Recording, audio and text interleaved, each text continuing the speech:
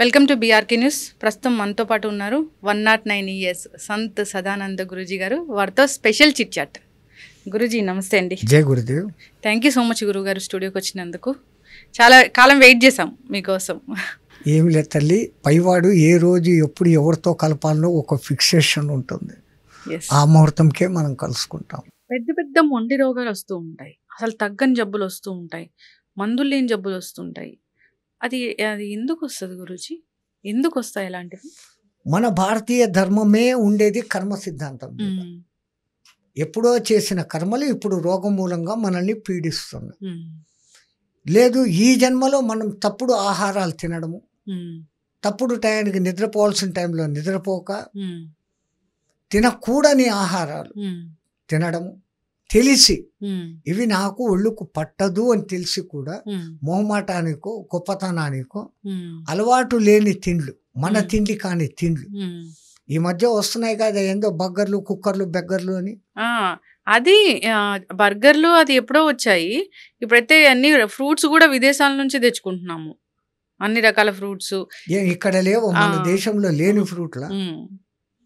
కానీ ఒకవేళ అది కూడా ఒళ్ళుకు మంచిది అయితే దాన్ని తెచ్చుకోండి. ఉన్న డబ్బున్నోడు అవి తెచ్చుకుంటాడు.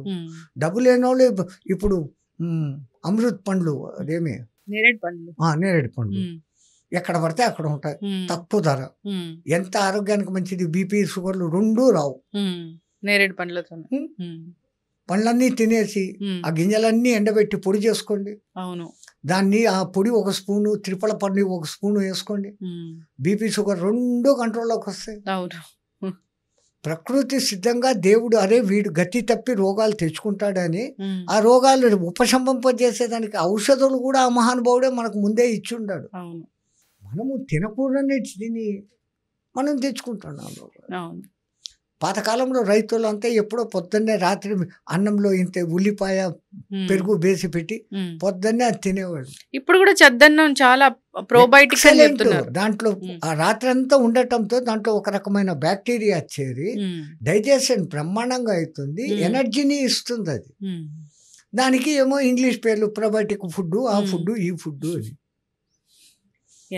ఏదో శంఖంలోంచి పోస్తే తప్ప నీళ్లు కావు. ఎంతకు ఆ ఫారెనోడు చెప్తే మనకు ఓకే, మనోడు చెప్పింది ఏది కాదు. ఇప్పుడు మీ వయసు 109 ఏళ్ళు గురూజీ.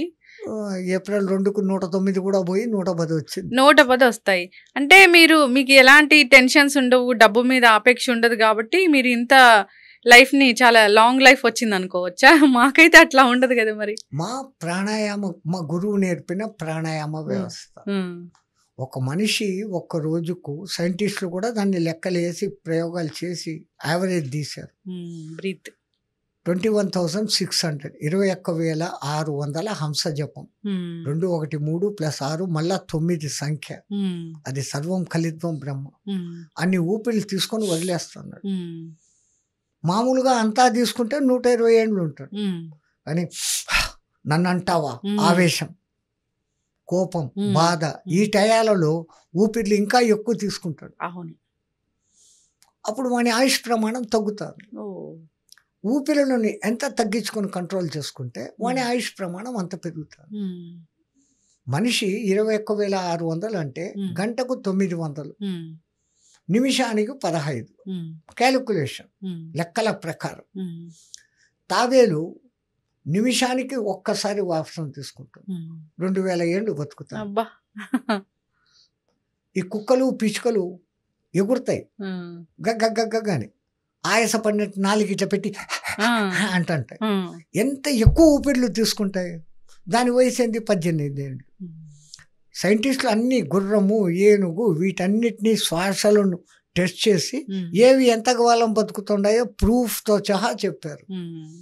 ఏనుగు 100 ఏళ్ళు, పాము 300 ఏళ్ళు. వాటి శ్వాసలు అంత తగ్గించుకుంటున్నాయి.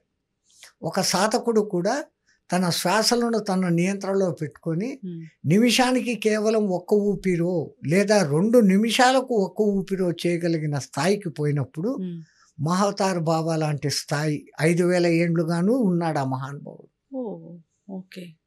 ఎంతోమంది సాధకులు, సిద్ధులు ఇప్పటికీ. నాకు 110 అంటేనే మీరు ఇంత ఆశ్చర్యపోతున్నారు. కాశీలో ఒక మహానుభావుడు ఇప్పటికీ ఉన్నాడు, శివానంద అని, యోగా క్లాసెస్ నడుపుతాడు. ఆయనకు 124 ఉన్నప్పుడు పద్మశ్రీ అవార్డు వచ్చింది ఒక 2-3 ఏళ్ల కింద. ఇప్పుడు బహుశా 130 ఉండొచ్చు. కాశీలో ఉన్న 64 ఘాట్లలో సరస్వతి ఘాట్ అనే చోట, నేను అడ్రస్తో సహా చెప్తాను. ఆయనది స్వామి శివానంద యోగాశ్రమ క్లాస్ అని ఉంది. ఈ పొద్దుకు ఆ మహానుభావుడు ఉన్నాడు మన కండెదురుగా. జై శ్రీమన్నారాయణ.